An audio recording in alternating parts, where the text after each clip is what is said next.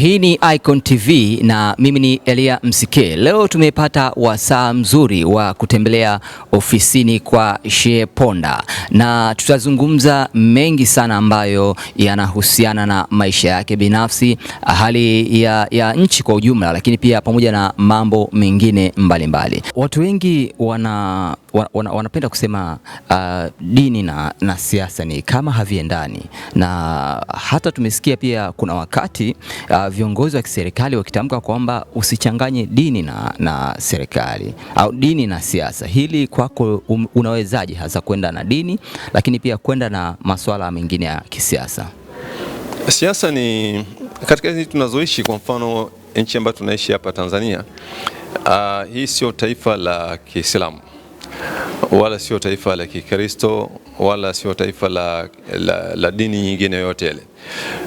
Kuna mfumo ambao kwa ujumla ndio ambao unaotumika hapa nchini kwetu Tanzania wa kuendesha au wa kusimamia maslahi mbalimbali au mambo mbalimbali, kuanzia namna ya kupata viongozi na sheria, kanuni na taratibu mbalimbali za kuendesha nchi zinatokana ule mfumo ambao tuliochagua.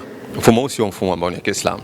Kwa hivyo Waislamu wanaishi katika mfumo huu na Wakristo pia wanaishi katika mfumo huu, lakini pamoja na kuishi kwenye mfumo huu wanabaki kuwa ni Waislamu, na bila shaka na Wakristo pia wanabaki kuwa Wakristo. Isipokuwa kule kwenye dini zetu, kwa mfano sisi katika dini ya Kiislamu inatupa maelezo ya namna ya kuishi katika mfumo huu ambayo tunayapata kwenye lugha inayoitwa fatwa.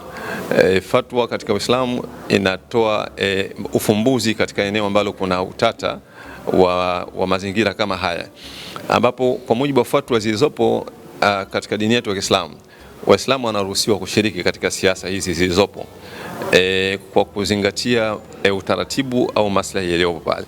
Fatwa hii inachukulia kwamba haya ni mazingira ya dharura fulani, kwa maana kwamba mnahitaji kuwa na mfumo ule ambao unakubalika, unakubali Mwenyezi Mungu, lakini katika kipindi cha mpito mnalazimika kuishi katika mfumo huu uliopo.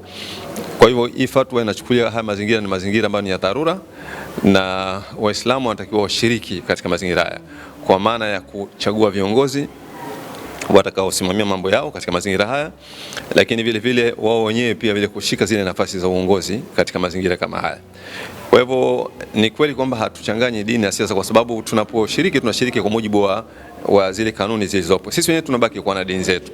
Kwa hivyo unaposema kwamba dini na siasa ni vitu viwili tofauti, ni kweli kwamba ni vitu viwili tofauti, kwa maana kwamba siasa hizi sio siasa za kidini, lakini hiyo tafsiri yake haina maana kwamba nyinyi watu wa dini hamwezi mkashiriki kwenye siasa zilizopo. Mnashiriki kwa mujibu wa taratibu au maelekezo ambayo yapo katika dini yenu, lakini pia maelekezo yale yaliyopo katika ule utaratibu ambao mliokubaliana uliopo sasa hivi. Kwa msingi huu ndio maana unakuta sisi tunashiriki siasa kwa ujumla.